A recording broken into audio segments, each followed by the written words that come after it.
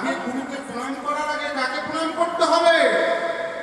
আমার জগৎগুরুকে, জগৎগুরুকে, আমার শ্রীহরি, তাই না?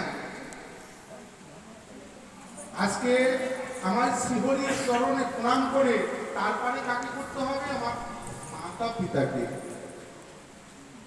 শ্রেষ্ঠ গুরু মাতা পিতা, শ্রেষ্ঠ গুরু তারপরে কে?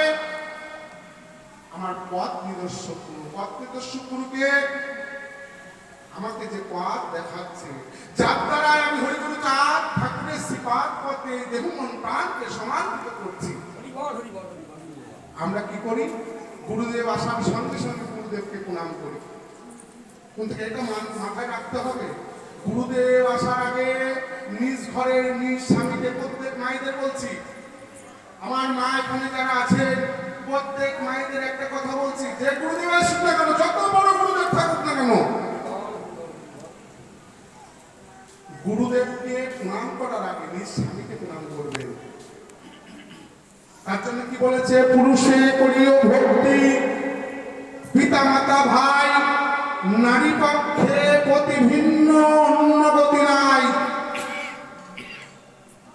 প্রত্যেকটা নারী নিজের স্বামীকে ভক্তি করবে, ভালো থাকবে। প্রত্যেকটা মায়েরা স্বামীকে অথবা শ্বশুর শাশুড়িকে ভক্তি করবে, ভালো থাকবে। আমরা গুরুদেব কিসের দ্বারা, কিসের জন্য আসি? আমরা পথ নিদর্শক। তাই আমরা কোথায় ছিলাম? ছিলাম পিতার কাছে। আসলাম কোথায়? মাতার গর্ভে। তারপরে কি হলো? ভূমিষ্ঠে পড়লাম। ভূমিষ্ঠে পড়ার পর আমার মাতা আমাকে বড় করলো। কি করে? পিতা মাতা দুজন মিলে আমাকে লালন পালন করে বড় করে আমাকে চিনালো, এইটা তোর হরিচাঁদ ঠাকুর। আমি চিনতে পারতাম না? আমাকে গুরুদেব চিনিয়েছে, আমাকে হরিচাঁদ ঠাকুর চিনিয়েছে। তাহলে কে চিনিয়েছে? কার জন্য আমি চিনলাম? কার জন্য পৃথিবীতে আসলাম? আমার মা বাবার জন্য।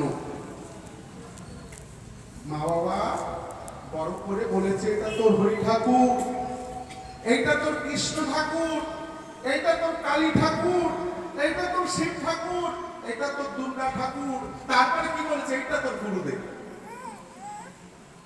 তাই না? তাই আপনারা প্রত্যেকে সচেতন হন। গুরুদেব পেলে পায়ের থেকে মাথা অব্দি চাটবেন না। গুরুদেব পেলে পায়ের তলার থেকে মাথা অব্দি চাটবেন না। নিজ নিজ মা বাবাকে ভক্তি করেন, ভালোবাসেন, তাহলে আপনারা ভালো থাকবেন। কথা শুনে খারাপ লাগছে কি? খারাপ লাগছে? খারাপ লাগলে লাগতে পারে। অনেকে দেখেছি গুরুদেব জীবিত থাকাকালীন আসনে বসিয়ে, আমার ঠাকুরের পাশে বসিয়ে পুজো করে, জীবিত থাকাকালীন। আমি দেখেছি অনেক, আমি জ্ঞান দিতে কাউকে কিন্তু পারি না, আমি শিক্ষা দিতেও পারি না, কিন্তু এগুলো আমার মনে বলছে যে এগুলো বললে মনে হয় ভালো হয় না। এই মধ্য ধর্ম অধপতনে চলে যাচ্ছে, এখনো গুরুদেবদের জন্য।